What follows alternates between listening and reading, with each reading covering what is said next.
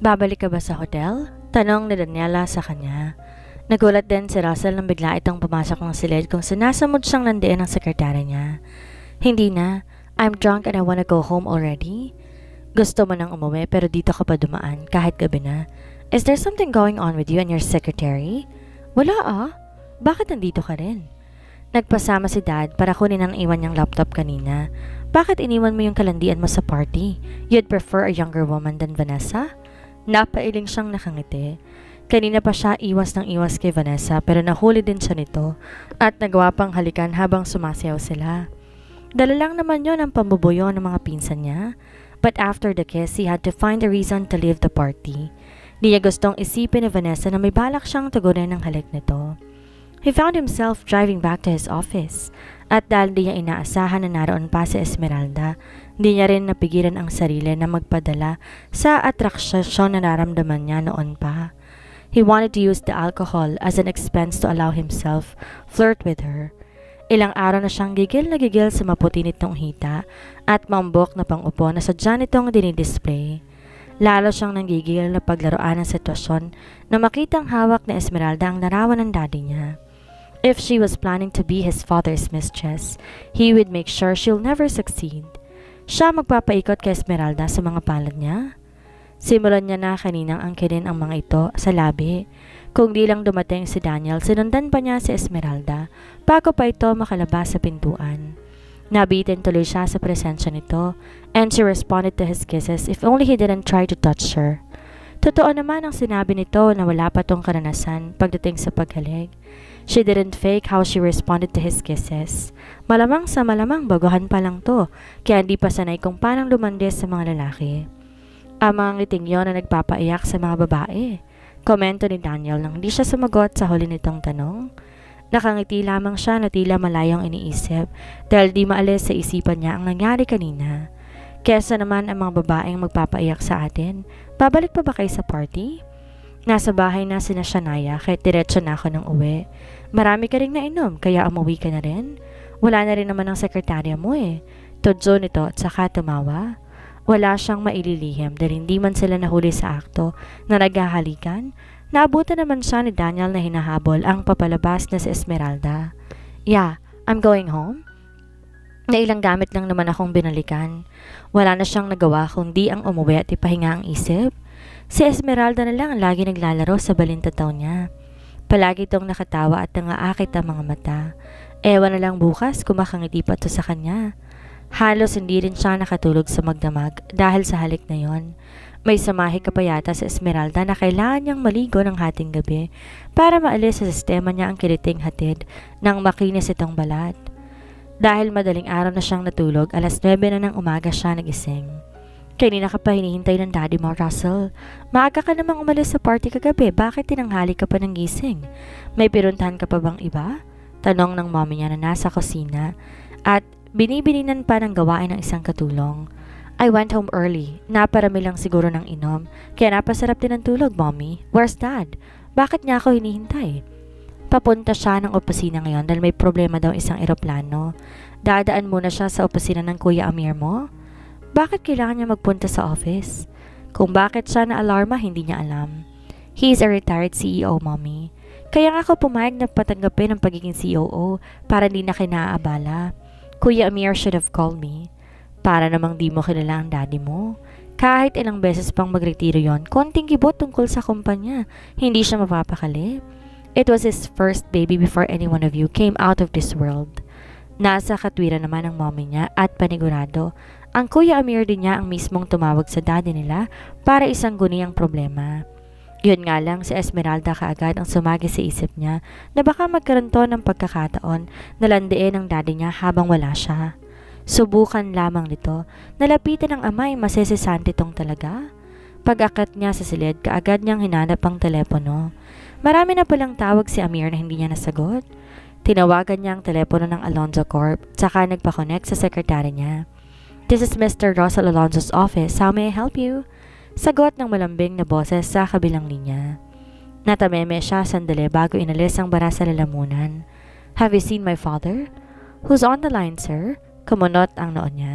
Hindi ba siya nito nabusesan?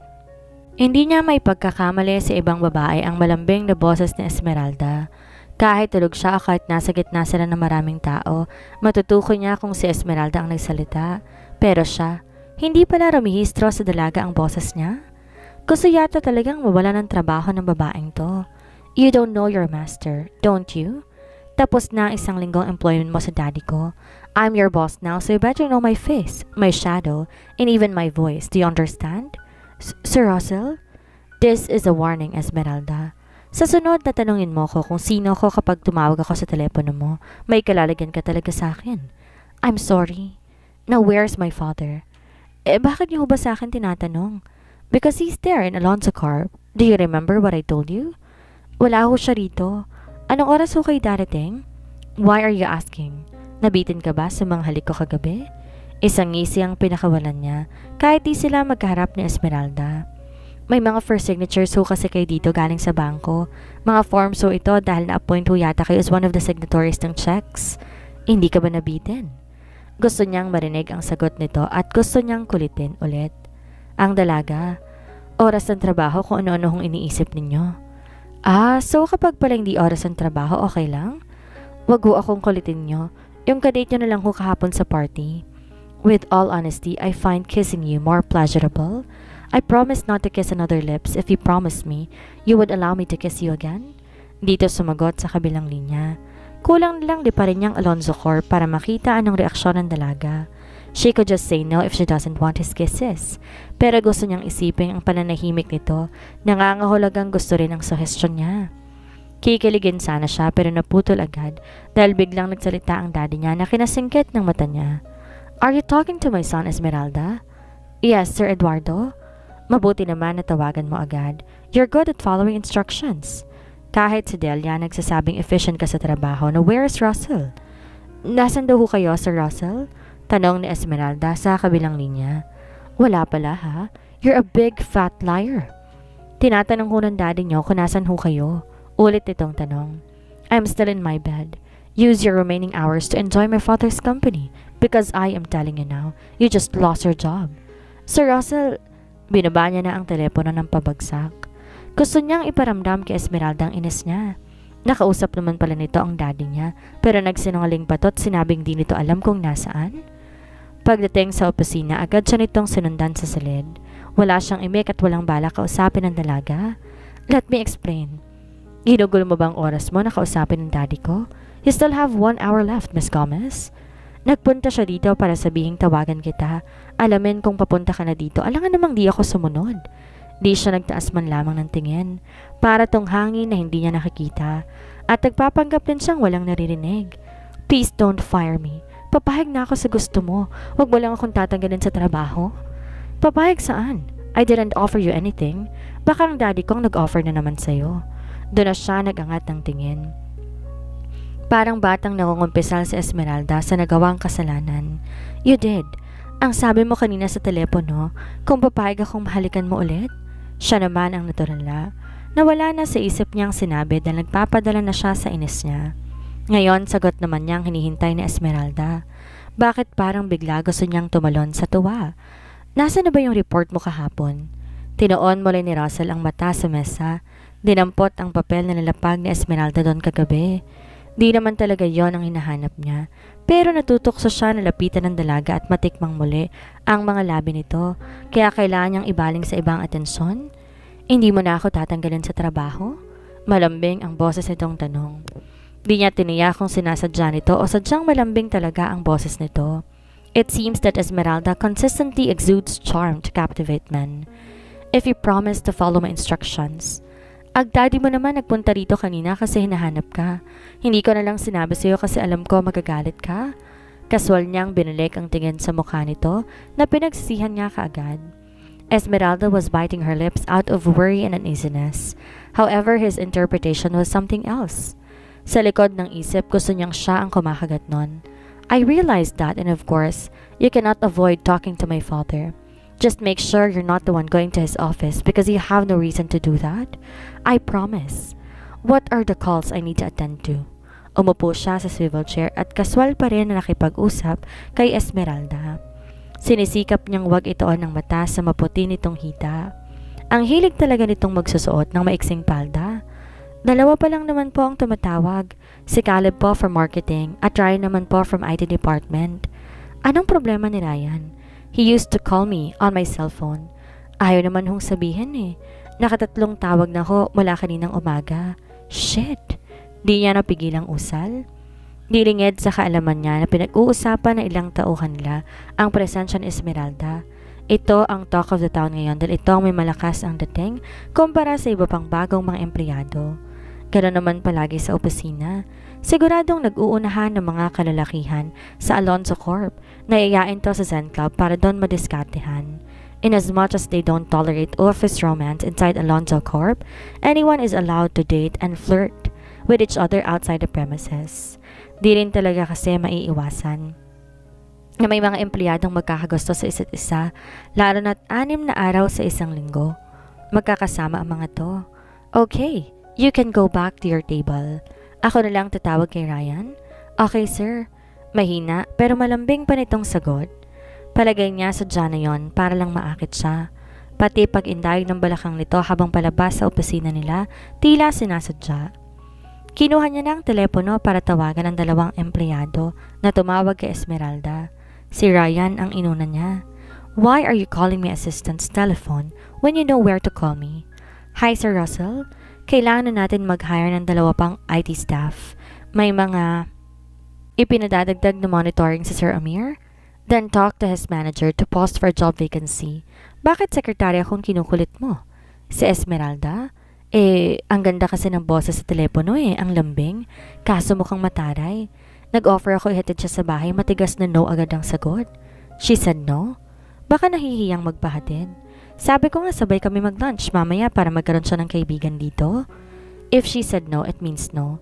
Bakit naman siya mahihiya sa'yo? Huwag niyang masyadong ginagambala ang sekretary ko.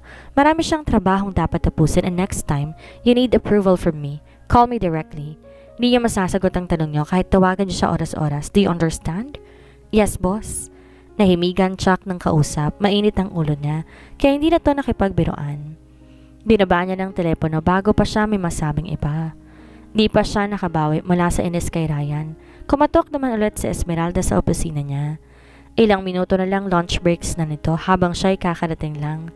Sigurado kapag bumabata ng cafeteria, aabangan to ni Ryan doon para diskartehan na naman para maisasabay sa pag-uwi. Did Ryan ask you out? Ho? Don't let me ask you twice the same question, Miss Gomez. Niyayaya ka ba ng mga yon hatid sa bahay ninyo? Oho, pero hindi naman ho ako pumayag. Why? Ayaw mo ba ng libreng hatid? Makakatipid ka sa pamasahe. Di siya nag-angat ng tingin pero hinintay niya ang sagot nito. Di ko naman ho kailangan ng libreng pamasahe. Binibigyan ho ako ng tita Alma ko ng allowance. Kahit na, kung magiging practical ka lang, maiipon mo pang perang natitipid mo? Okay lang ho ako. Are you sure? Sinandal niya ang likod sa swivel chair habang pinaglalaroan ng kamay ang Montblanc. Yes, Sir Russell. Bakit ayaw mo magpahatid? Basta ho, maganda ang sasakyan ni Ryan and his family is well off. Kung saan yun ang galing hindi niya alam. Kunot ang noon ni Esmeralda na sadya pang lumapit sa mesa. Ano naman ho kung mayaman ang pamilya niya? Kaya ho ayaw ko magpahatid kasi pumayag na ho akong pumayag na ho ako sa gusto ninyo. Gusto niyo ho bang sumasama pa rin ako sa ibang lalaki? May katwiran nga naman to. At natuwa siyang marinig na siyang dahilan ba't ayaw nitong magpahatid sa ibang lalaki. Gayunman di siya ngumiti kahit pumapalakpak ang tenga niya. Di pa rin siya nagtitiwala kay Esmeralda kahit pa umiiwas ito sa daddy niya. You mean, you want us to be labeled as exclusively dating? Parang gano'n na nga. Hindi ba't dapat gano'n naman talaga? Are you saying I'm also not allowed to date any boy from now? Oo, alanganin siyang tumayo. Nagtatalong isip at puso niya kung lalapitan si Esmeralda para hingin ulit ang hanik nito. He felt he needed that kiss for whatever reason. Alanganin din si Esmeralda kung sasalubungin ang mga titig niya o ibabaling sa iba ang tingin. I am not good at commitments, Miss Gomez, but we can work on that. Walang pagtutol si Esmeralda nang hapitin niya ang bewang nito para ilapit sa katawan niya. He felt her gasp though and then breathed heavily. Ramdam ang mabilis sa tibok ng puso nito at ang pagtigas ng katawan para hindi kumilos. Sir Russell, give me that kiss you promised. Tila slow-mo tong tumingkayad para abutin ang mga labi niya. Dahil may katangkaran siya kumpara sa height nito na baka hindi pa umabot sa 5'4". Yumuko siya para salubungin ang mga labi nito. Muli niyang naramdaman ang malambot nitong mga labi na gusto niyang manggigil. Lumalim ang halik niya na halos sigupin yon hanggang maubusan sila ng hininga. He had never felt so thirsty about kissing anyone until Esmeralda. Gusto niya nga lumagpas pa ng higit doon. Pero tulad ng dati na alarma to kaagad kapag lumalapat ng kamay niya sa katawan nito. Nilayo nito ang katawan sa kainayos ang nagusot na blouse. Kiss na ang usapan, hindi ba? Napangiti siya. Para tong batang iniisahan ng kalaro kaya nagrereklamo. Paano kung gusto ko ng iba pa? Hindi pa ako nakakagraduate, ibig sabihin, kapag graduate ka na, pwede na? Siguro, babalik na ako sa mesa ko, may iuutos pa ba? Iuutos? Pumasok ka dito nang di kita ipinapatawag. Tinampan nito ang noo at inaalala kung bakit nga ba to pumasok ng silid niya. Oo nga pala, sabi ni Delia pinapatawag ho kayo ng Kuya Amir ninyo. Hindi raw ako kasi kayo sumasagot sa telepono. Yeah, I was talking to Ryan. Saan ko pupuntahan si Kuya? Sa opisina niya? Sa conference daw ho. Okay, I have to go. Saan ka magla-lunch? Sa cafeteria ho? No, stay here. Magpapadeliver ako nang hindi mo na kailangan bumaba. Isang matamis na ngiti ang pinakawalan nito, sinabayan ng paniningkit ng mata. What's funny? Hindi naman ho ako sasama kina Ryan kahit sa lunch, pero sige ho. Kung ayaw niyo ako bumaba sa cafeteria, okay lang sa akin. Don't misinterpret things, Esmeralda. Kailangan palaging may sasagot sa telepono, kaya hindi kita pinababa sa cafeteria. Bumalik ka sa pwesto mo bago pa kita masisante. Hindi rin ako nagpahatid kay Ryan. Baka gusto mo na rin akong isabay mamaya pag uwi. Tila suhestyon nito dala ang mapang-akit at nakakalokong ngiti. Lalo tuloy naningkit ang mga mata niya. Sige, basta papayag ka sa biglang liko bago kita ihatid sa bahay niyo eh. Anong biglang liko? Isang mahinang tawang pinakawalan niya. Nagpapanggap tong inosente o hindi, naaaliw siyang makipag-usap dito. Biglang liko, motel, short time, casual, di mo alam yon? Isang irap ang pinakawalan nito sabay ng pamumula ng mukha. Subukan lang talaga nitong magpahatid sa kanya. Makakatikim to na mapagparusang halik sa motel. Baka ho nainip na si Sir Amir. Pag-iiba nito ng usapan bago tumalikod. Hintayin mo ako mamaya, isasabay kita pag uwi ko. Wag na ho, marami namang taxi sa labas eh. Lumakas ang tawa niya hanggang makalabas si Esmeralda ng silid. Pangiti-ngiti ka dyan. Ang sabi ko, kailangan natin ng dagdag supervisor sa aviation. Kailangan mo sumama sa akin para matutunan ano mga dapat inspeksyonin? Okay, kuya. Sinabi na rin sa akin ni Ryan na nagpapadagdag kayo ng additional IT specialist. Yeah, and that's urgent. And aside from hiring additional manpower in different departments, I also want to train you on how to be a future CEO. Wait, what? The board was thinking of creating another airline company in addition to Alonzo Air. Yon ang magkikater ng domestic flights. Alonzo Air will concentrate on international flights as well as adding more flights to other parts of the world. Well, I'm not ready for this, Kuya. I'm only 27. Which is a good opportunity for you, Russell. You're responsible since we were kids. When you were given a task, you always do your best. That made you the best candidate for the position. No. Marami pang miyembrong pamilya natin na mas deserving sa posisyon na yan. Laurenti doesn't want to accept the job because he has kids he needs to take care of. You don't have kids and a wife or any responsibilities you need to sacrifice. Ayun naman pala eh. Kaya ako yung napili kasi ako lang binata na po pwede niyong kalad ka rin kahit sa anumang oras.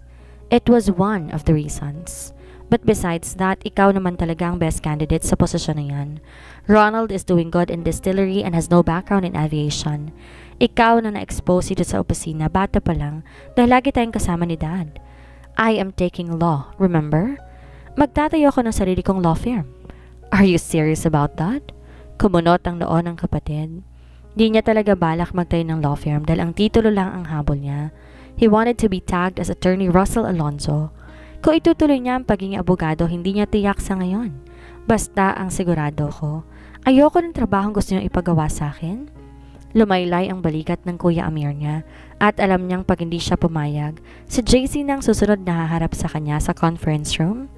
Mas mahihirapan siyang tumanggi dahil parang ang Uncle Zion niyang kausap niya kapag si JC nang nagsalita. Honestly, this position was first over to Laurenti. But they refused to do it because Catherine is having difficulties with her pregnancy. Di natin gustong maisasakripisyo niyang oras para sa pamilya. Kapag tumanggi kang tanggapin ng posisyon, tiyak na unahan tayo ng Metro Pacific sa expansion. So wala kayong balak pag-asawahin ako, ganun ba? Isang ngiti ang pinakawalan niya habang si Amir naman tumawa. Not anytime soon. Bakit? Naiisipan mo na bang mag-asawa? Wala ka pang pinakikilalang girlfriend eh. Di niya alam ba't sumagi sa isip niya si Esmeralda. Agad niyang binaling sa ibang isip dahil wala siyang balak ligawan ang assistant niya. I know this is an abrupt offer and you were surprised.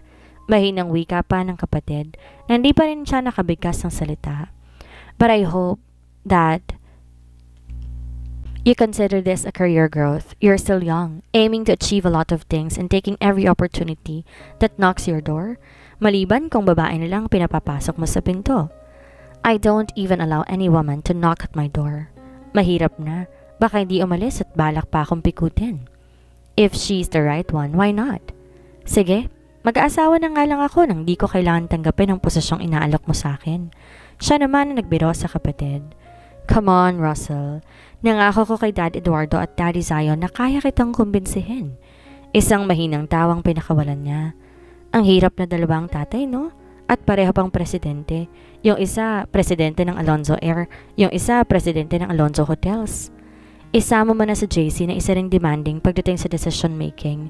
Please help me here. Gusto mo ba pagtawan tayo ng Metro Pacific dahil mas dumami ang domestic flights nila? Wala pa naman silang international flights, kuya. But they are aggressive, Russell. May makuha lang silang isang malaking investor, hihigpit ng lalong kompetisyon sa atin. We are now the leading airline company in the Philippines. We don't want to give that crown to others, do we? Isang malalim na buntong hininga ang pinakawalan niya. Mahirap din pala pag ikaw nasa taas. Kailangan mong panatilihin ang pagiging matayog ng lipad mo.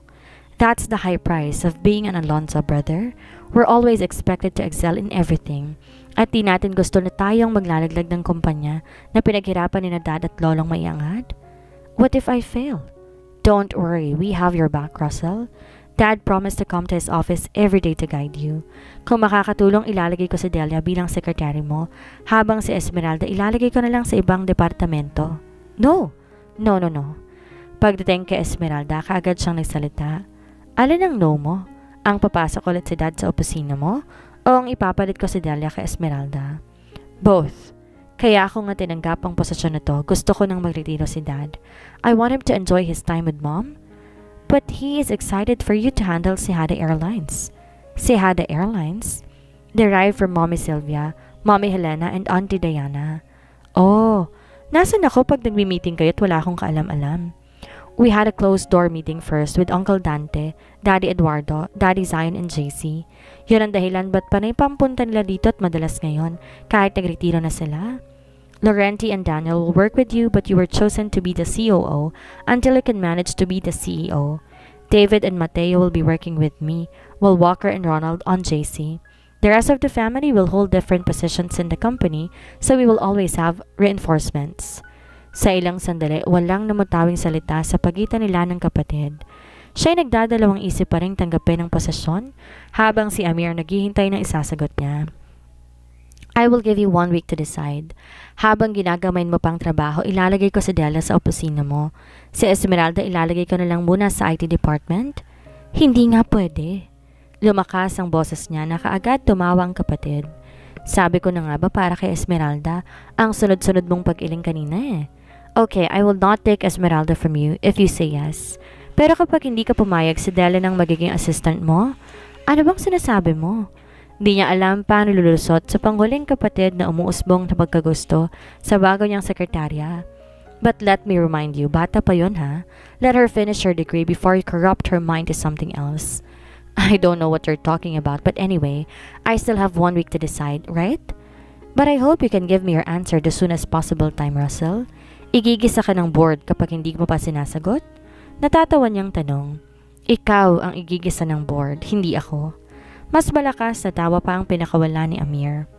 Tumayo na ito at inayos ang silya. Nag-lunch ka na ba? Kakarating ko lang halos I will just order online. Doon lang niya naalala na hindi pa tiya kumakain si Esmeralda. He promised to order her food. Are you sure? Yup, see you later. Nauna na siyang naglakad sa kapatid palabas sa conference room. Tiyak nagugutom na si Esmeralda dahil halos alauna na. Pagdating niya, abala pa rin to sa pagtatype ng kung anong report sa computer. Hindi ka pa kumakain? Pinamulsan niya ang kamay nang tumayo siya sa likuran nito. Ang sabi mo wag akong bababa sa cafeteria. Inikot ito ang silya kahit magkaharap na sila ngayon. Nakatambad tuloy sa kanya ang maputi nitong hita dahil dumikwadro pa ito. I will order food. Mahihintay mo pa ba? Yes sir, malambing nitong sagot. Nang salubungin niya ang mga mata nito, matamis ang ngiti nito sa kanya. He was sure now that she's flirting. Dito maglalakas na loob iharap ang hita sa kanya ng ganon kung hindi. Come to my office then. Ikaw ang umorder ng gusto mo. Sumunod to nang lumakad siya papasok sa opisina niya. Sinara niya ang pinto at tinuro ang telepono niya para ito ang maghanap ng o-orderan. He has 1 week to decide. Sa isang linggong yon gusto rin niyang alamin kung itutuloy niyang umuusbong na damdamin sa dalaga na pilit pa rin niyang sinusupil.